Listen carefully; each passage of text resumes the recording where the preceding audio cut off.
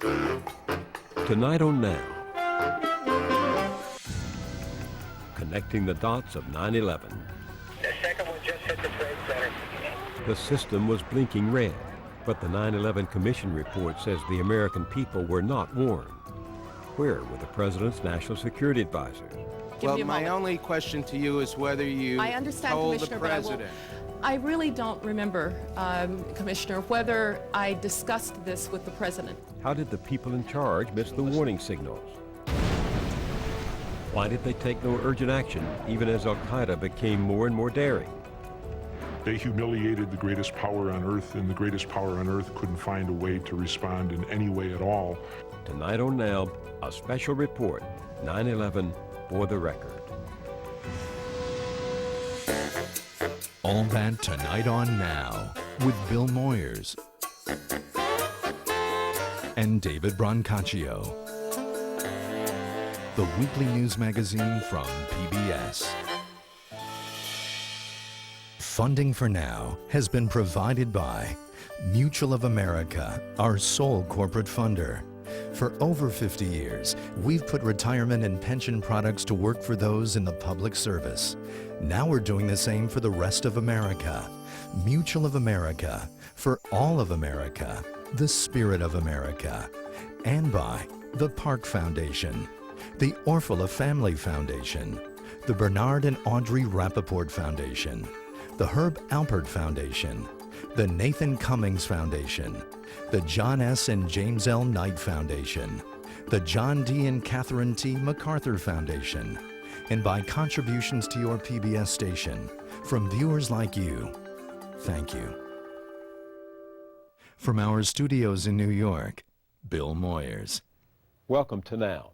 This massive and often gripping report by the 9/11 Commission concludes that terrorists, quote, exploited deep institutional failings within our government. But it's careful to avoid blaming anyone for failing to prevent the attacks. The commissioners say right up front that their purpose was not to assign individual blame, but to provide the fullest possible account of the events surrounding what happened that day. So they reviewed more than 2.5 million pages of documents, interviewed more than 1,200 people, held 19 days of public hearings, and issued this report. Reading it, your first impression could be that the attacks were indeed inevitable and could not have been prevented. But in effect, this is to blame everybody in sight, and at the same time, no one. Read the report more closely, and you're forced to ask, did the system fail, or the people who take an oath to make it work? This remains a disturbing question 3 years after the dark birds of history, in the poet's prophetic metaphor, plunged into our lives.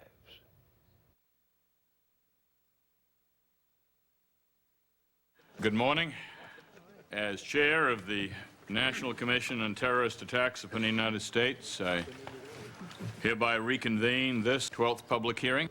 Day after day, as the 9/11 Commission hears testimony and gathers evidence, To create an improvised defense. I mean, we weren't prepared at all. the families of those who died in the terrorist attacks listen and wait. 11 crew, and 24,000 gallons of jet fuel. What they and the nation will learn offers little solace. Commission Counsel John Azzarello begins the story. At 8 o'clock on September 11, 2001, American Airlines Flight 11 began its takeoff roll at Logan Airport in Boston. 20 minutes later, American Airlines emergency line, please state your emergency. Betty Ong, a flight attendant aboard American 11, uses an airphone to call American Airlines. Some of the families in the hearing room hear the exchange for the first time. Okay, my name is Betty Ong. I'm number 3 on flight 11. Okay. Our number 1 got stabbed. Our purser is stabbed. Nobody knows who stabbed who, and we can't even get up to business class right now because nobody can breathe. And we can't get the cockpit. The door won't open. This is operations. What flight number are we talking about? Flight 12. Flight 12. Okay, no, we're on flight 11 right now. This is flight 11. It's flight 11. Boston to Los Angeles.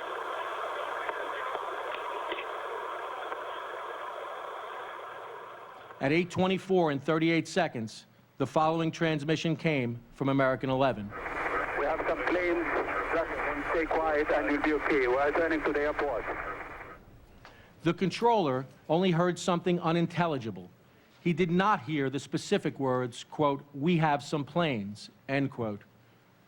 The next transmission came seconds later. Nobody move. Everything will be okay. If you try to make any move, you'll injure yourself and the airplane. Just stay quiet. Hearing that transmission, the controller told us he then knew it was a hijacking. The Federal Aviation Administration's Northeastern Post, Boston Center, then tries to contact the military directly and places a call to the Northeastern Post of the North American Aerospace Defense Command. It is known as NEADS. At 8:37 and 52 seconds, Boston Center reached NEADS. This was the first notification received by the military at any level that American 11 had been hijacked. We have a problem here. We have a hijacked aircraft headed towards New York, and we need you guys we need someone to scramble some F-16s or something up there to help us out. Is this real world or exercise? No, this is not an exercise, not a test.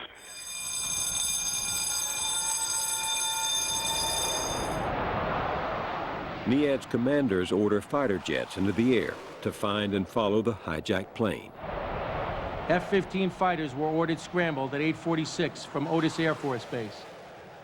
But NEADS did not know where to send the alert fighter aircraft. Quote, "I don't know where I'm scrambling these guys to. I need a direction, a destination." The hijackers had turned off the plane's radar signal. The location and altitude of the missing plane are anyone's guess.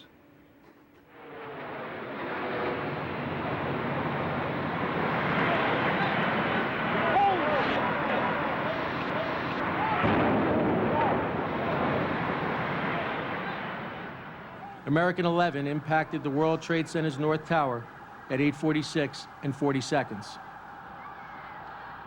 In the chaotic first moments, many TV broadcasts report that the tower has been hit by a small plane. Commission Staff Attorney Dana Hyde picks up with the president.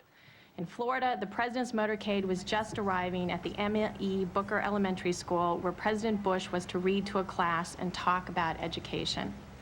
White House Chief of Staff Andrew Card told us he was standing with the president outside the classroom when senior advisor to the president, Karl Rove, first informed them that a small twin-engine plane had crashed into the World Trade Center. The president's reaction was that the incident must have been caused by pilot error. No one traveling with President Bush knows that American 11 has been hijacked, or that a second plane that had taken off from Boston, United 175, is now missing.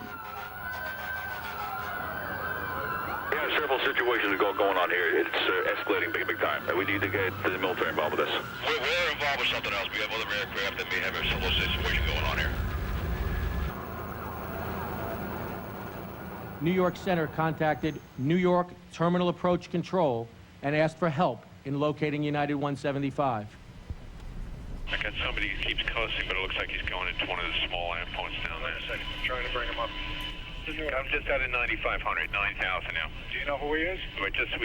We don't know who he is. We're just picking him up now. All right, heads up, man. It looks like another one. All right. At that moment, FAA personnel in Boston are struggling to comprehend the earlier transmission from the hijacker who had said, quote, "We have planes." Are you still there? Yes, I am. The guy said that we have planes. Yes, what? Planes as in plural.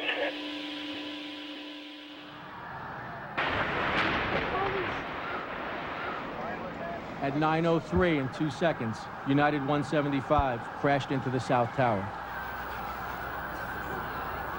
The second one just hit the Trade Center. Okay.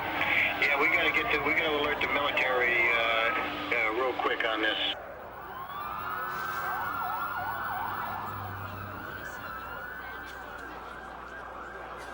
The president was seated in a classroom of second graders when, at approximately 9:05, Andrew Card whispered to him, quote, "A second plane hit the second tower. America is under attack."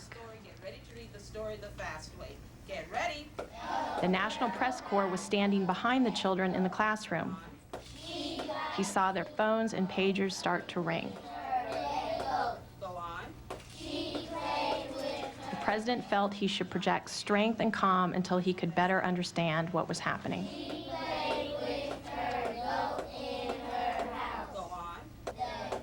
President Bush stays in the classroom for almost 7 more minutes. During that time, the military, NEADS, learns that the second plane has hit the second tower. We need to talk to FAA. We need to tell them if this stuff's going to keep on going, we need to take those fighters, put them over Manhattan. That's the best thing. That's the best play right now. Coordinate with the FAA, tell them if there's more out there, which we don't know, let's get them over Manhattan. At least we got some kind of play. A third hijacking was already underway. Commission Senior Counsel John Farmer reports. American 77 began its takeoff roll from Dulles International Airport at 8:20. At 8:54, American 77 began deviating from its flight plan. American 77 traveled undetected for 36 minutes on a course heading due east for Washington, D.C. The confusion intensifies. Just had a report that American 11 is still in the air and it's on its way heading towards Washington. Okay, American 11 is still in the air? Yes, on its way towards Washington? There was definitely another aircraft that hit the tower. That's the latest report we have. Okay. I'm going to try to confirm an ID for you, but I would assume he's somewhere over either New Jersey or somewhere further south. Okay, so American 11 isn't a hijack at all then, right? No, he is a hijack. American 11 is a hijack? Yes. And he's going into Washington? This could be a third aircraft. Okay, American Airlines is still airborne. 11, the first guy, he's heading towards Washington. Okay, I think we need to scramble Langley right now, and I'm gonna take the fighters from Otis and try to chase this guy down if I can find him. NEADS commanders, hearing nothing from the Secretary of Defense, again take the initiative to order fighter jets into the air. This time from Langley Air Force Base in Virginia. But the pilots are chasing a Phantom plane. American 11 has already crashed into the first tower. Between 9:15 and 9:30, the staff was busy arranging a return to Washington. No one in the traveling party had any information during this time that other aircraft were hijacked or missing. As far as we know, no one was in contact with the Pentagon. The focus was on the president's statements to the nation. Today, we've had a national tragedy. 2 airplanes have crashed into the World Trade Center in an apparent terrorist attack on our country.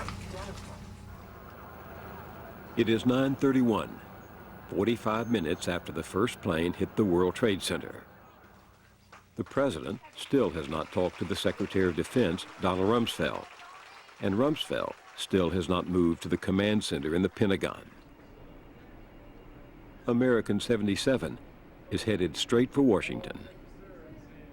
Vice President Cheney is in the White House. News of an incoming aircraft, later discovered to be American 77, prompted the Secret Service to order the evacuation of the Vice President just before 9:36. The Vice President entered the underground tunnel that led to the shelter at 9:37. Once inside, Vice President Cheney and the agents paused in an area of the tunnel that had a secure phone, a bench, and a television. The Vice President asked to speak to the President, but it took some time for the call to be connected. He learned in the tunnel that the Pentagon had been hit and saw television coverage of smoke coming from the building. American 77 struck the Pentagon at 9:37 and 46 seconds. Another plane is heading toward Washington. United 93 had taken off from Newark at 8:42. 23 minutes after the hijacking of the first plane was reported, neither the government nor the airlines had yet warned pilots across the country who were still being cleared for takeoff. Here's the captain. I would like to remain seated. Warm aboard and going to back to the airport and have our demand to remain quiet. FAA Command Center in Herndon, Virginia, learns from television reports that the Pentagon has been hit. It is left to the FAA's National Operations Manager to give the unprecedented order to ground the nation's civil air system. The families in the hearing room learned that with no directions coming from the top, FAA staff and NEADS officers struggled on 9/11 to mount a homeland defense on their own. At 9:46, and again 2 minutes later, Command Center updated FAA headquarters that United 93 was now, quote, 29 minutes out of Washington, D.C., end quote. Command Center suggested that someone at headquarters should decide whether to request military assistance. They're pulling Jeff away to go talk about United 93. Do we want to think about scrambling aircraft? Oh, God, I don't know. That's a decision somebody's going to have to make probably in the next 10 minutes. You know, everybody just left the room. The chain of command in the event of a hijacking calls for the President to empower the Secretary of Defense to send up military aircraft and, if necessary, give an order to shoot down the plane. The President apparently spoke to Secretary Rumsfeld briefly sometime after 10 o'clock, but no one can recall any content beyond a general request to alert forces. The President and the Secretary did not discuss the use of force against hijacked airliners in this conversation.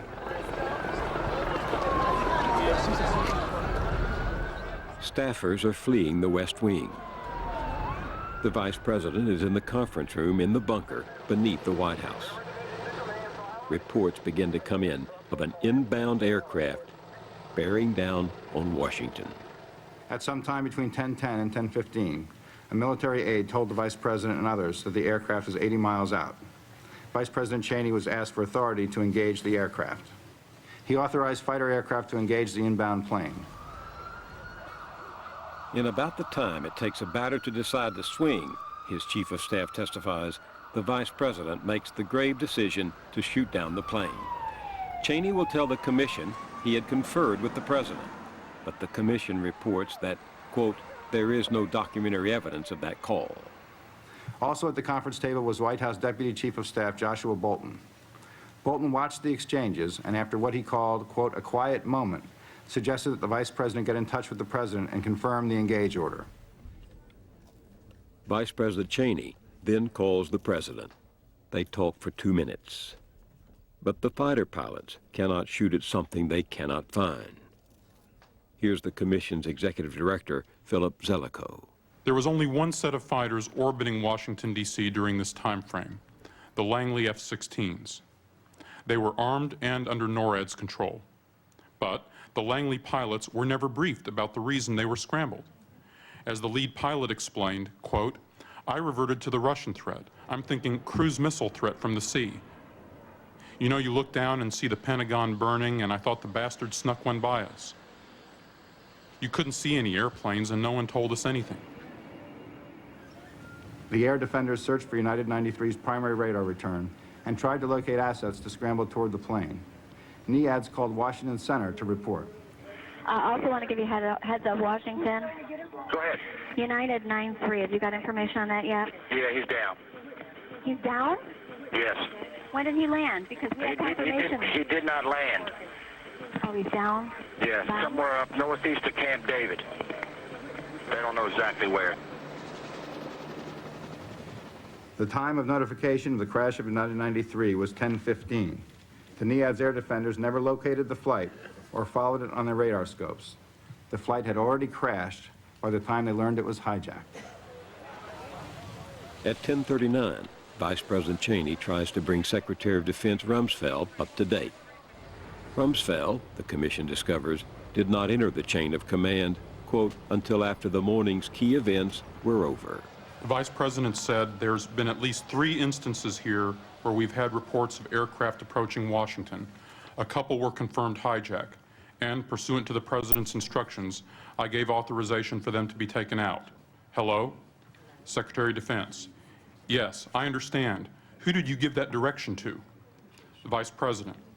It was passed from here through the Operations Center at the White House from the shelter. Secretary of Defense. Okay, let me ask the question here. Has that directive been transmitted to the aircraft? Vice President. Yes, it has. Secretary of Defense. So we've got a couple of aircraft up there that have those instructions at the present time? The Vice President. That is correct. and it's my understanding they've already taken a couple of aircraft out. The vice president is mistaken. His shoot-down order came after the fourth plane had crashed. When the passengers of United 93 stormed the cockpit, the hijackers took the plane down in western Pennsylvania, just 20 minutes flying time from Washington. NORAD officials have maintained that they would have intercepted and shot down United 93. We are not so sure. We are sure that the nation owes a debt to the passengers of United 93. Their actions saved the lives of countless others and may have saved either the U.S. Capitol or the White House from destruction.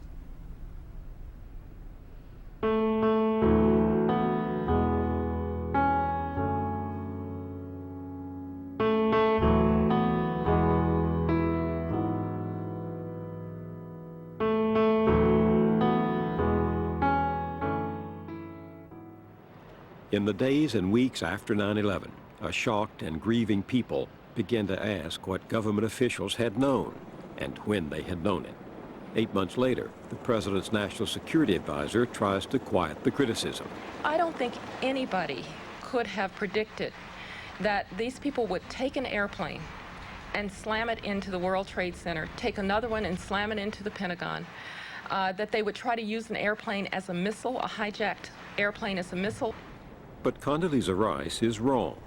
Had she looked, Dr. Rice might have found in the files of the intelligence community what the 9/11 Commission would uncover. The attack she deemed unimaginable had in fact been imagined repeatedly. Planes either packed with explosives or otherwise. 12 times in the 7 years before 9/11, the CIA reported that hijackers might use airplanes as weapons. Al-Qaeda's full support. The most specific of those warnings involved this man, Khalid Sheikh Mohammed, or as the spies now call him, KSM. After evading capture for years, KSM was arrested last year in a middle-of-the-night raid. This is how he looked when he was handed over to the CIA. In custody, KSM has talked. The results of his top-secret interrogation, shared with Commission investigators, provide a chilling map of the road to 9/11, as well as a surprise. KSM not only imagined the unimaginable, he engineered it. In early 1999, bin Laden summoned KSM to Kandahar to tell him that his proposal to use aircraft as weapons now had Al-Qaeda's full support. In terrorist circles, it is even called the planes operation. KSM met again with bin Laden at Kandahar in the spring of 1999 to develop an initial list of targets. The list included the White House and the Pentagon, which bin Laden wanted, the U.S. Capitol, and the World Trade Center, a target favored by KSM. The brainstorming about an attack on American soil began almost a decade before 9/11. Khalid Sheikh Mohammed and his nephew, Ramzi Youssef, thumbed through photo albums of American skyscrapers. We were looking for symbols of economic might, KSM will admit. February 1993, just 1 month after Bill Clinton's inauguration. It is Ramzi Youssef, with financing from KSM, who parks a rented Ford van loaded with a 1,500-pound chemical bomb in the underground garage of the World Trade Center. The massive explosion kills 6 people, but it fails to bring the towers down, as Youssef had hoped. It is the first warning shot. Youssef escapes to plot again. 17 months later, he and his uncle, KSM, traveled to the Philippines to carry out a scheme they nicknamed Bojinka, for Big Bang. Bombs are to be placed aboard a dozen U.S. 747s, jumbo jets, timed to explode simultaneously as they fly over the Pacific. With 400 passengers on each plane, more than 4,000 people would die.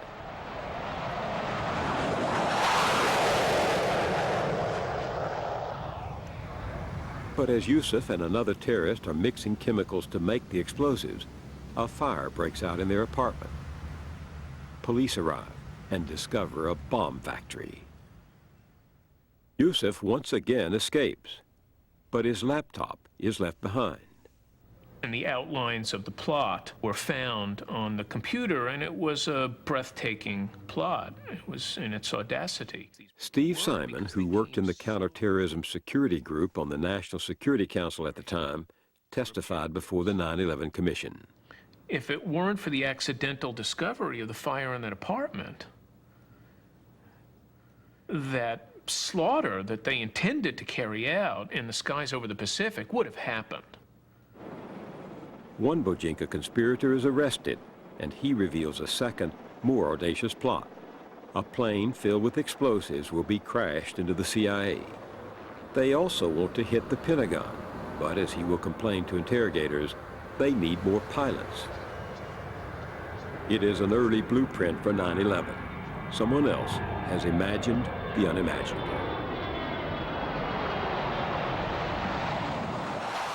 August 1996. Osama bin Laden spreads the word that he is declaring holy war on America. He calls on Muslims worldwide to join in deadly attacks against the U.S. military to force their withdrawal from Saudi Arabia, where they have been since the first war against Iraq in 1991. The CIA sets up a small unit to track bin Laden. For example, intelligence service of This man is its first director. The CIA would permit him to talk only if we do not reveal his identity. The 9/11 Commission calls him Mike. The picture that was put together by early 97 certainly was one of a terrorist group unlike any other we had ever seen. Crucial information had come from an operative who stole $110,000 from bin Laden and was on the run. He walks into a U.S. embassy in Africa seeking refuge, and he tells startled officials about camps in Afghanistan where young men are training for a global jihad. That occasion was a wonderful example of working hard and then being lucky. He provided us excruciatingly detailed information about Al-Qaeda and bin Laden's role in it. 8 years after Al-Qaeda was created, the CIA finally learns the name of the enemy. But they still do not know that in Afghanistan, KSM has asked bin Laden to fund an attack, quote, far more spectacular than Bojinka, mass murder on American soil. 2 years later, in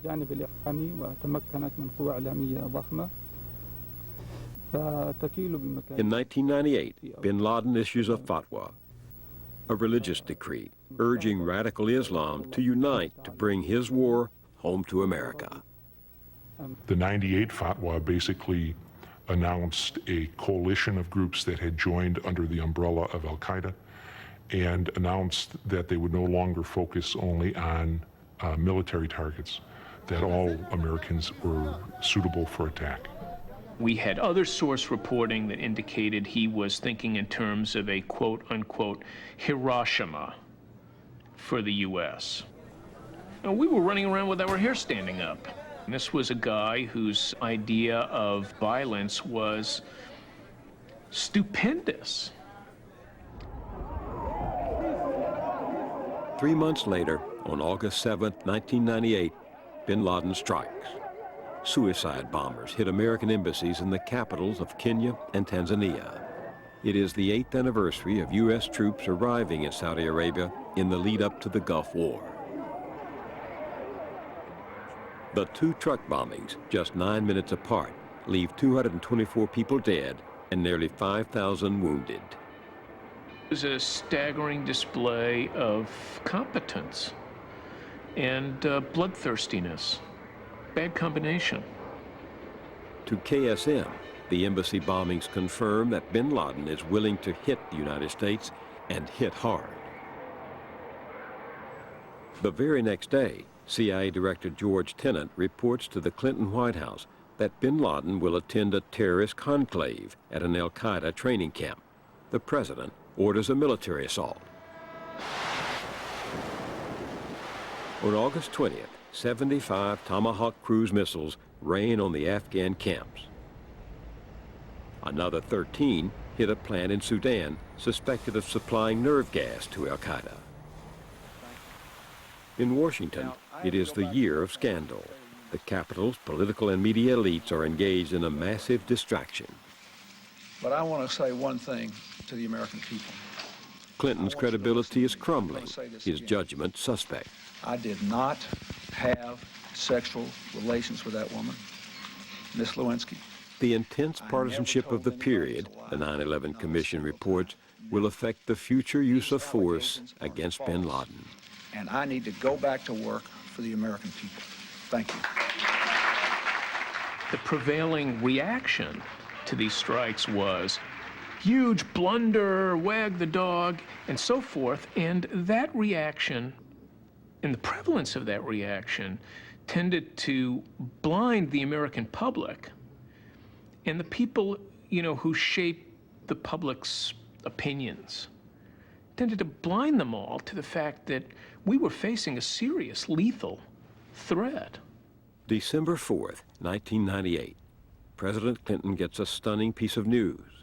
In his daily briefing, what's called a PDB, the CIA tells him that bin Laden and his cohorts are preparing to attack inside the United States, quote, perhaps including an aircraft hijacking.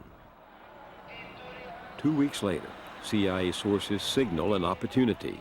Bin Laden will spend the night in the governor's compound in Kandahar. The intelligence officer in charge on the ground thought we would be lucky ever to get that quality intelligence again. The field officer insists, hit him tonight. We may not get another chance.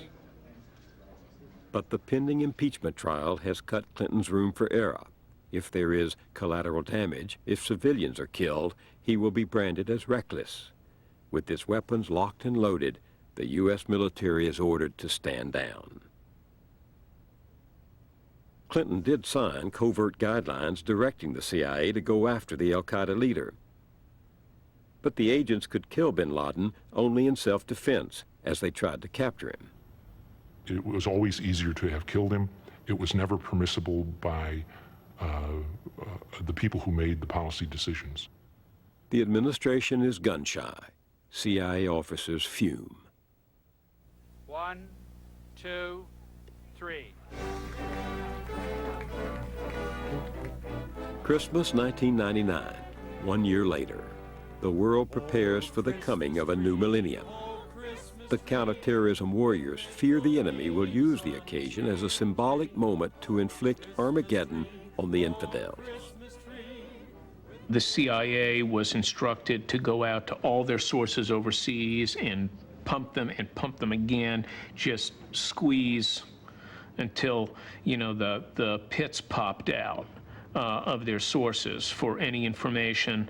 The Federal Bureau of Investigation was instructed to activate all its wiretaps domestically that were related to terrorism investigations.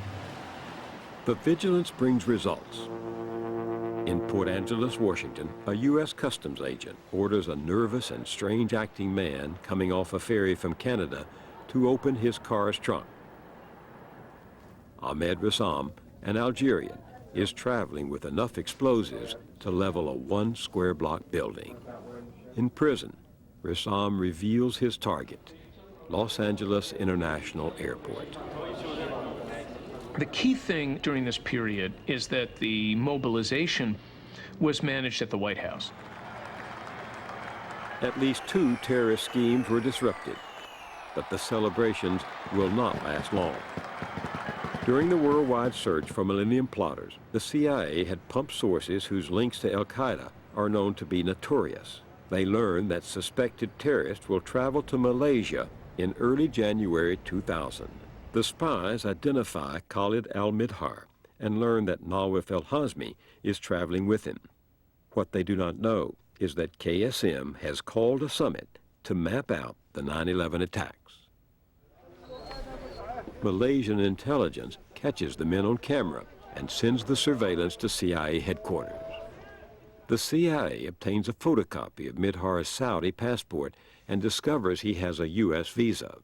It was considered interesting, the head of the agency's counterterrorism team will tell the commission, but not heavy water yet. Remarkably, Midhar is not added to a terrorist watch list. When the Malaysia summit ends, Midhar and Hazmi, traveling under their own names, fly to Thailand, seated side by side. And there, the CIA loses them. The two men, sworn to bin Laden and martyrdom, book a direct flight from Bangkok to Los Angeles. Undetected, they land in the United States on January 15, 2000. Using their real names, they rent an apartment in San Diego and obtain California driver's licenses. They even live for a time with an active FBI informant. But the CIA has not bothered to give the FBI their names to check. Neither the informant nor his FBI handler has any reason to suspect them. October 12, 2000, two suicide bombers in a dinghy packed with explosives brushed the side of a U.S. Navy destroyer docked in Yemen. The blast rips a 40 by 40 foot hole in the USS Cole. 17 U.S. sailors are killed, at least 40 injured. Bin Laden would recreate the attack and use it in a video to attract recruits for his jihad against America. They humiliated the greatest power on earth, and the greatest power on earth couldn't find a way to respond in any way at all, but instead talked itself into paralysis because they couldn't find a smoking gun to identify the people who were claiming to have done it. Although the attack bears Al-Qaeda's signature, the CIA and FBI refused to formally declare bin Laden the culprit. The U.S. does not hit back. Al-Qaeda's planes operation is now deepening its roots on American soil.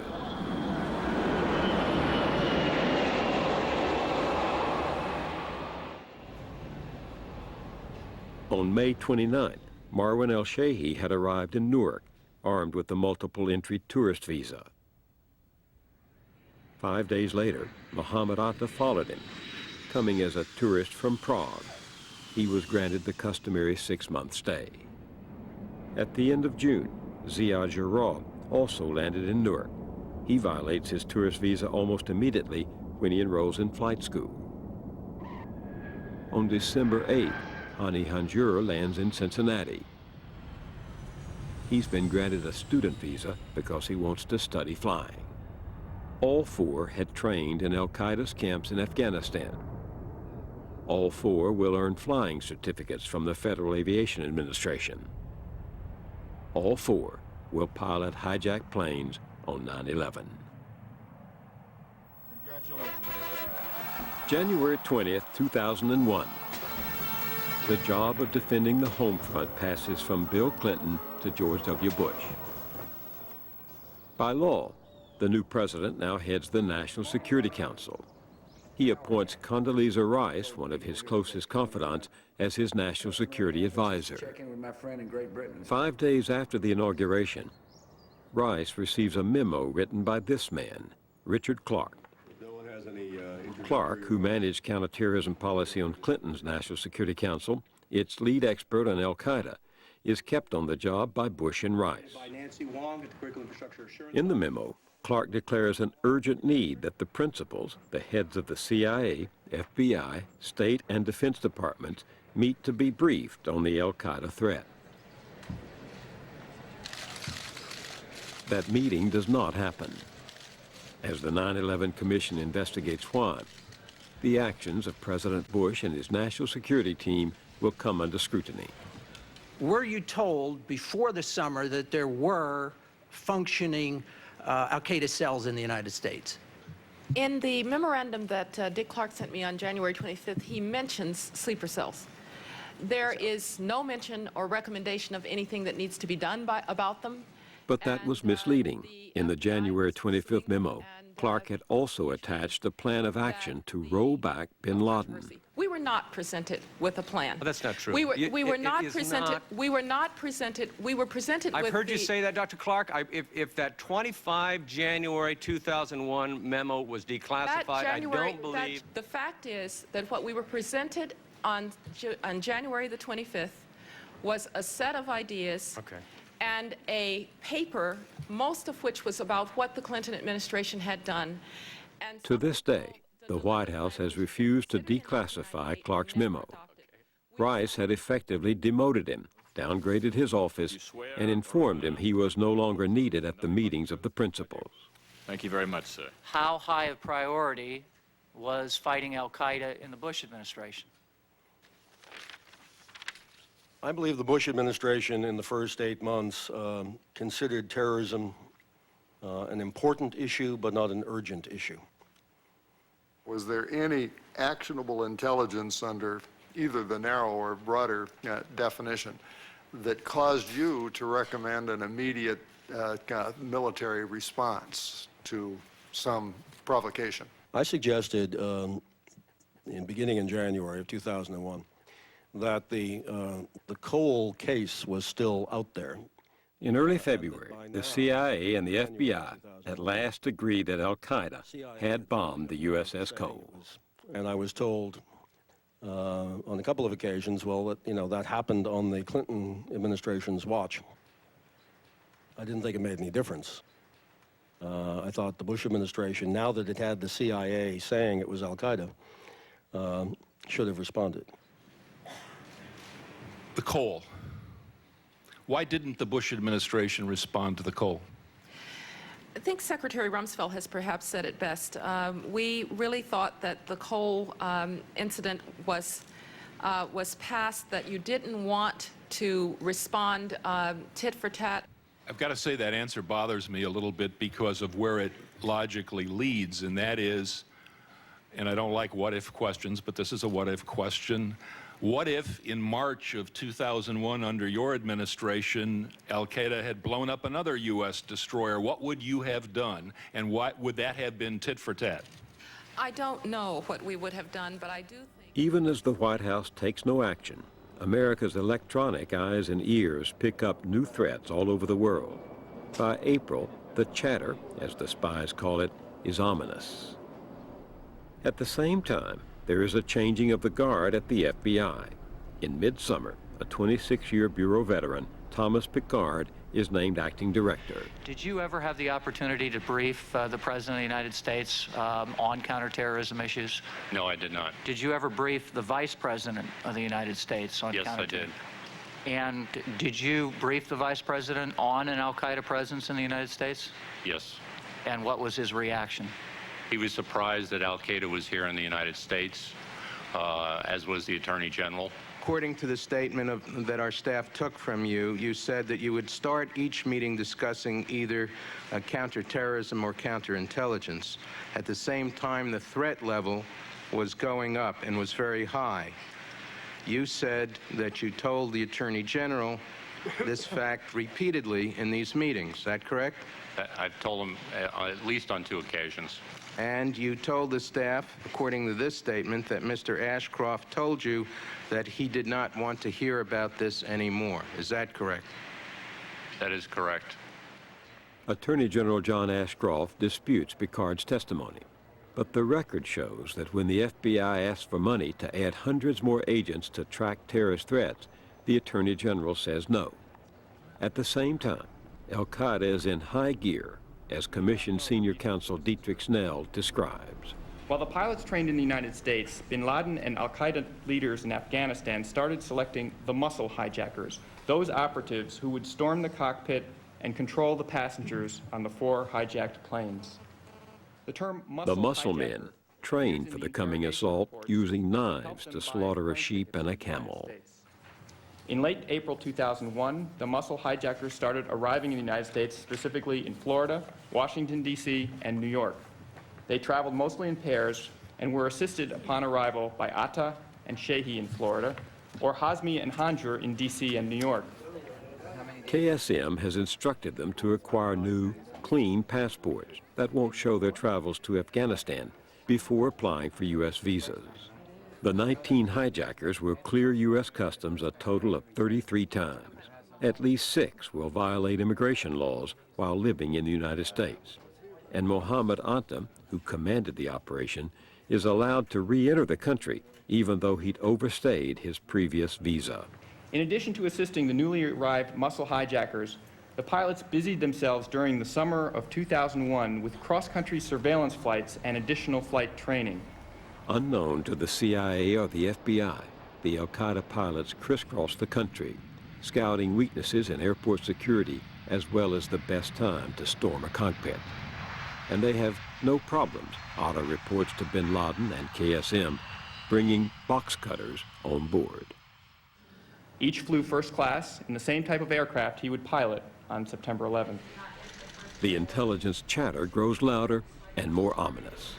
On June 25th, Clark warns Rice that, quote, 6 separate intelligence reports showed Al-Qaeda personnel warning of a pending attack. 3 days later, he warns her that the pattern of Al-Qaeda activity indicating planning for an attack, quote, had reached a crescendo. In early July, the CIA urgently warns the White House of, quote, spectacular terrorist attacks that will result in, quote, numerous casualties. The system was blinking red, CIA Director George Tenet testifies. Nearly 40 times before 9/11, he briefed the president on the rising threat, a pending attack by bin Laden. And Condoleezza Rice has known since January that Al-Qaeda sleeper cells are in the United States. Did you tell the president at any time prior to August 6th of the existence of Al-Qaeda cells in the United States? First, let me just make certain. If you could just answer that question, first, because I only have a very limited... I understand, Commissioner, but it's Did you tell important, the president? that I also address... It's also important, Commissioner, that I address the other issues that you have raised. So I will do it quickly, but if you'll just give me a moment. Well, my only question to you is whether you told the president. I really don't remember, Commissioner, whether I discussed this with the president. But on August 6, 2001, President Bush does receive a stark warning in his daily intelligence brief, PDB. There was nothing reassuring, was there, in that PDB? Certainly not, but I The 2 CIA analysts who drafted will testify they wanted to make clear that the threat of Al-Qaeda striking on American soil is current and serious. The president was in Crawford, Texas at the time he received the PDB. You were not with him, correct? That's correct. I was not at Crawford, but the president and I were in contact, and I might have even been, though I can't remember, with him by video link during that time. The president was told, this is historical information. I'm told he was told this is historical information, and there was nothing actionable in this. The president The commission will learn that this historical information is in fact a pattern of activity leading to 9/11. Isn't it a fact, Dr. Rice, that the August 6 PDB warned against possible attacks in this country? And I ask you whether you recall the title of that PDB. I believe the title was Bin Laden Determined to Attack Inside the United States. Now, the PDB, no, Mr. Benveniste, I will get into the... I would like to finish my point here. I didn't know there Given was a that point. you asked me whether or not it warned of attacks. And I then asked you what the title was. what the August 6th PDB said, and perhaps I should read it to you. We would be happy to have it declassified in full at this time, including its title. I believe, Mr. Benveniste... 2 days after Rice's testimony, and after the commission's most heated showdown with the Bush administration over access to classified information, the PDB, heavily blacked out, is released on the Saturday night before Easter. Prior to today, the president had been informed that, quote, bin Laden told followers he wanted to retaliate in Washington. The president had been informed that FBI information, quote, indicates patterns of suspicious activity in this country consistent with preparations for hijackings or other types of attacks, including recent surveillance of federal buildings in New York. And the president had been informed of reports that a group of bin Laden supporters are, quote, in the U.S. planning attacks. But the president stays at his Texas ranch for 23 more days. His national security advisor does not convene a cabinet-level meeting to discuss the urgent warnings. Not once do the principals ever sit down, you, in your job description as a national security advisor, the Secretary of State, the Secretary of Defense, the President of the United States, and meet solely on terrorism to discuss in the spring and the summer, when these threats are coming in, when you've known since the transition that Al-Qaeda cells are in the United States, when, as the PDB said on August 6, bin Laden determined to attack the United States, The PDB does not say the United States is going to be attacked. It says bin Laden would like to attack the United States. I don't think you frankly had to have that report to know that bin Laden would like to attack the United States. So why aren't you doing something about that earlier than August 6th? The Commission never gets a satisfactory answer to that question. My question to you, sir, is that if you had the information that the President of the United States was requesting what information the FBI had up to that moment about the potentiality for a strike by bin Laden in the United States, would you not have pulsed the FBI to determine from every FBI agent in this country what information they had at that moment that might indicate the possibility of a terrorist attack here? Yes, I would have. Certainly, if you knew that the FBI, that the President of the United States was asking. I was not informed that the President was asking. There were dots that might have been connected. For example, as the threat spiked, an FBI officer assigned to the CIA's bin Laden unit, identified by the Commission only as Mary, is shown the cables from the January 2000 Malaysia summit. She reads that Midar has a U.S. visa and that Hazmi has flown to Los Angeles. But still, the clues are not sent up the chain of command. A Phoenix FBI agent notices a number of Arab men at flying schools in Arizona and alerts Washington that bin Laden might be sending students to the U.S. to learn to fly to conduct terror activity. The agent urges a nationwide investigation. Top FBI officials do not see his memo until the afternoon of September 11th. So that critical clue is not connected with another one discovered by FBI agents in Minnesota. A French national with North African roots raises suspicion at a flight school outside Minneapolis, arguing that Zacharias Moussaoui is, quote, the type of person who could fly something into the World Trade Center. The Minnesota agents ask Washington for a warrant to search his computer and his apartment. FBI headquarters responds there is not enough evidence and denies the request. What could you have done with some of that information, with these spiked alerts, with the spectacular attack on the horizon in the summer of 2001? I would like to think that had I been informed by the FBI that two senior Al-Qaeda operatives who had been in a planning meeting earlier in Kuala Lumpur were now in the United States, and we knew that, and we knew their names, and I think we even had their pictures, I would like to think that I would have released, or would have had the FBI release, a press release with their names, with their descriptions, held a press conference, tried to get their names and pictures on the front page of every paper, America's Most Wanted, the Evening News, and caused a successful nationwide manhunt for those two of the 19 hijackers. Not until late August does the CIA finally add the names of the two hijackers they'd lost, Hazmi and Midhar, to a terrorist watch list. The FBI still does not order an urgent nationwide search. Not until September 4th, after almost 8 months in office, does Rice finally chair a meeting of the men in charge of the CIA, FBI, State and Defense Departments to discuss Al-Qaeda. She does not invite Richard Clarke. The principals meet in the White House Situation Room, but take no urgent action. 7 days later, the Plains operation, a plan for mass murder that began with KSM's proposal 5 years earlier, is set. 19 volunteers for the suicide mission begin the check-in for their flights. Each of them will pass through airport security.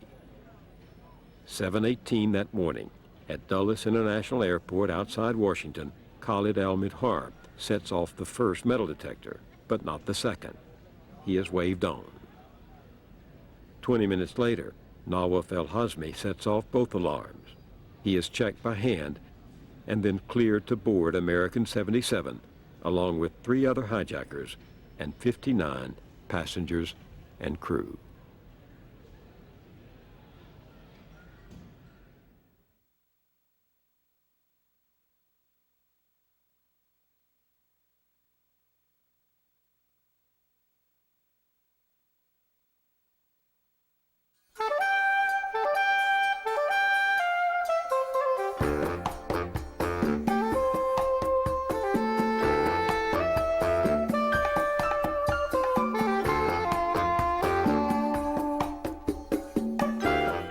Bill Moyers continues at PBS Online. Learn more about the people and issues from tonight's show and join the online discussion at pbs.org. To order this episode of Now with Bill Moyers on video cassette, call PBS Home Video at 1-800-PLAY-PBS.